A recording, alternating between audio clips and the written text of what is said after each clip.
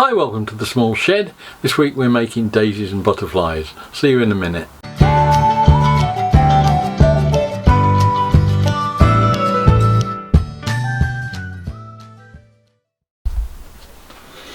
We had a lady come into the many sheds shed the other day with a small timber butterfly shape that she wanted to replicate and make a paint up and do with an inscription on it for a relative, I think. So I took a quick tracing of it while we were there. I took a couple in case I screwed one up. I'm just going to cut one out in plywood as a master, if you like. Get it sanded up nicely and then we can carry on and router these things out. I thought they might be useful to do as something to sell on the craft fairs as well, so there's a bit of possible future use rather than just cutting one out and sanding it up. We'll see how it works. There's that, and she'd also got a daisy that she'd been playing with that she wanted to do the same sort of thing. The only timber I've got at the moment is about 25-30 millimeters thick, so I'm not sure whether these are going to be a bit too thick. I'll have a look round and see what else I've got, or whether I can mark these into the rough sort of positions on here and then slice them down on the bandsaw. But we'll have a go at this first of all and get these cut out and sanded up, and we can run on from there. I'm not quite sure. I don't think my circles are, I don't know, they might do as a centre for them. They might be a bit big, but might be a way of using them up if I did that slightly bigger, the daisy. We'll see. But we'll just get the bandsaw out and we'll get them chopped up first and filed up to, or rasped and sanded to shape.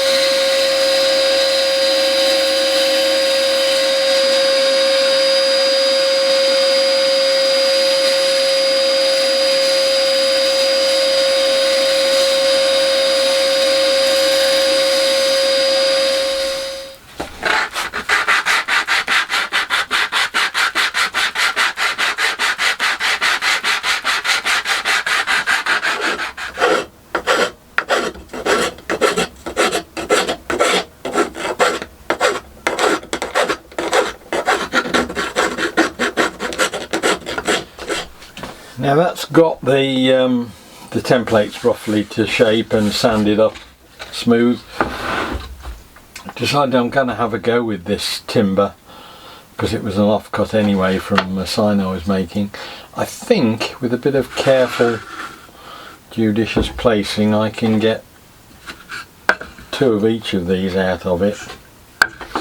But then I'm going to double up by cutting them in half on the bandsaw, I think, down at Menin Sheds.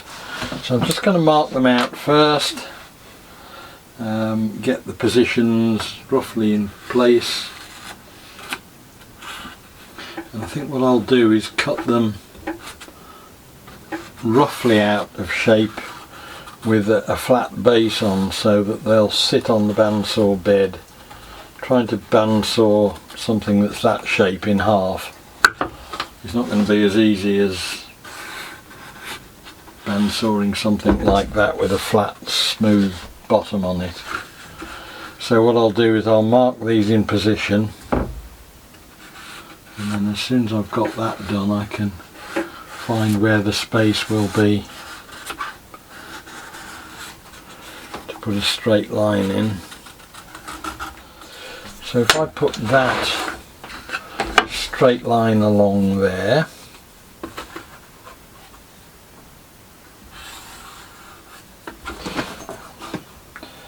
not the wood, not the rule, put a straight line through there,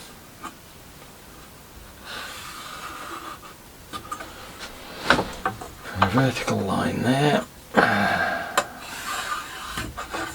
That will give me a flat face that I can run through the bandsaw.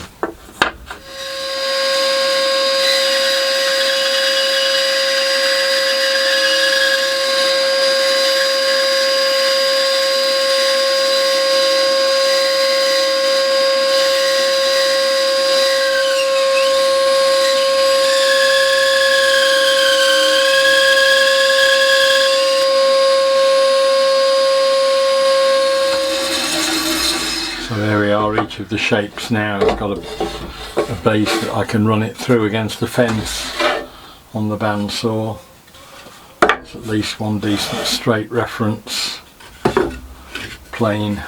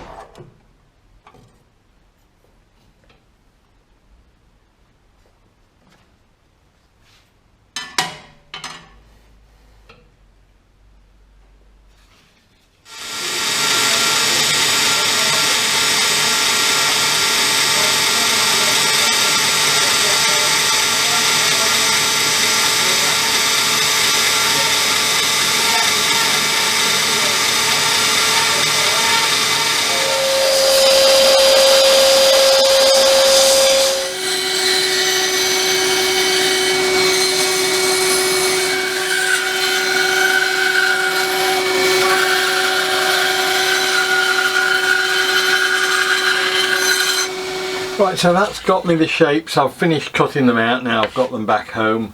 I've got my templates. I've finished all the trimming off. What I'm going to do now is run these through the router table with a bit on it which will follow the template. As I said earlier, I don't think I'm going to be able to get these daisies to work very well on that basis, because I won't get right into the sharp bits in there. Butterflies should be reasonably good, maybe a bit of hand finishing afterwards, but we'll see. So I'm just going to use my usual bits of masking tape and super glue to put the template onto there. What I think I will also do is to put a small bit of 3x2 MDF type material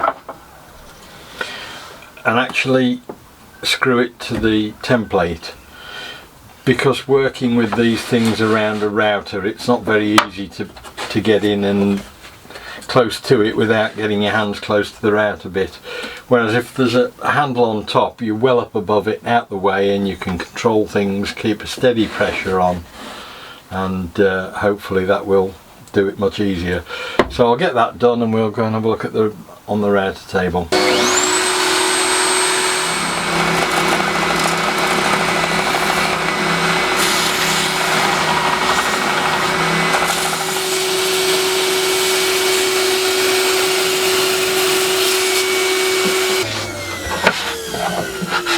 Now, I had quite a bit of trouble with the router. It was the wrong tool for the job, really, I think. Although it's got a lot of the stuff off, I'd left too much material on and it was biting, and on one of them it's just caught and taken the bottom off it. So probably not the best thing to do. I think the best thing to do appears now to be to cut it as tightly as you can to the line with the bandsaw, and then go in with the router. And I've done a little bit of sanding as well, just to get into those awkward places where I can't get into. That's where this little finger sander comes in. It's a nice little tool, it can get you right into where you need to be, more so than either the sander or the router So I think we're nearly there with these now. We'll just carry on and get them finished. Come back and look at them when they're done. Okay, so having failed dismally with the router, with the big bit in it to take these down from the templates, I'm just coming back to it now just to round over the corners. It's much more benign with the smaller bit in it, so I'm going to have a go with that just to get it, take off those sharp corners, and then we can give it a final hand sand.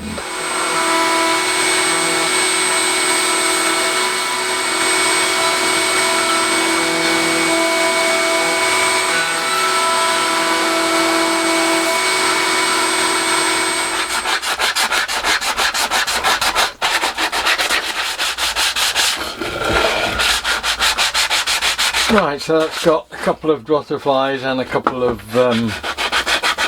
daisies sorted for the lady. She only wanted one, so we've got a spare for her.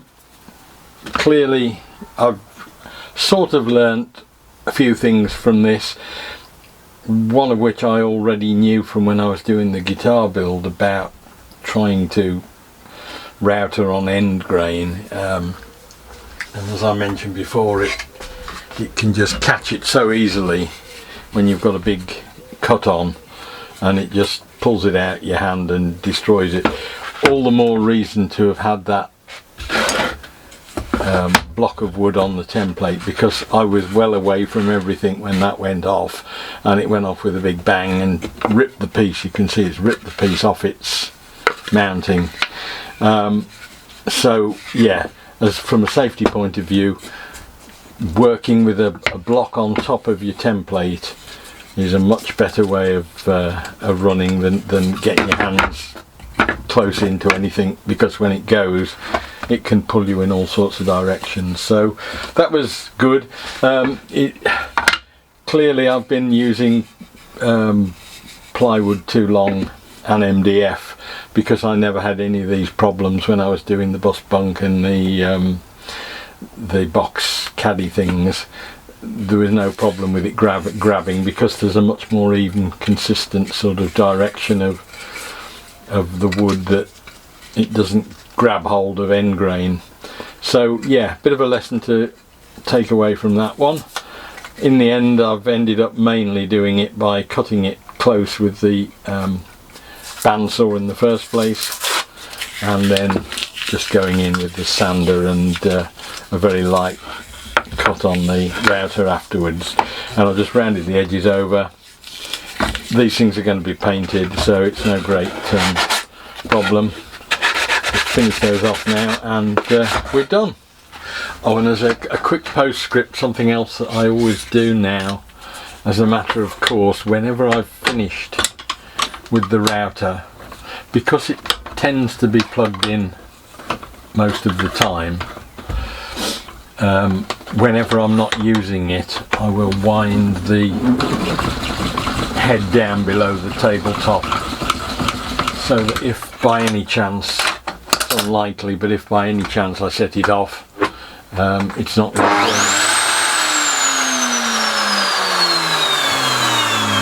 going to do any harm. It's not likely to happen, but again, it's just a matter of keeping these things as safe as you possibly can. And as a result of this, I've also now got a couple of templates that can be used in the future. I'm not quite sure what for yet, but I'm sure we can come up with something to make in the shed for people to make, that we will be able to put on craft stalls and things like that. So another little job done, using up scrap timber. This timber that I'm using is from a different project that I'm also working on and will hopefully come to light in the future, but again it's scrap wood we're using that is getting reused, and hopefully the lady will come and leave her usual sort of donation when she comes. She comes in quite often with little jobs like this, and she always leaves us a donation to funds, and it all helps keep the shed going. So that's wrapped that one up. Hope the video was of interest. Look forward to seeing you next time. We'll be doing something different. Look forward to seeing you then. Bye!